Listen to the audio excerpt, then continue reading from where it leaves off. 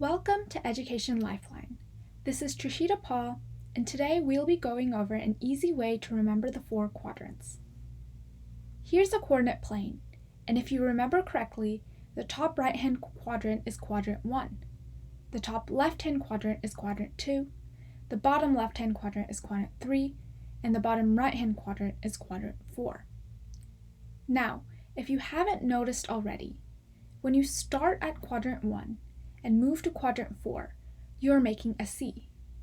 So next time you can't remember the quadrants, start at the top right-hand quadrant and draw a C. If this video was helpful, please drop a like and subscribe to Education Lifeline. If you want a more detailed video on the quadrants and the coordinate plane, a video will be linked below, as well as on the top right-hand corner of your screen. Thanks for watching.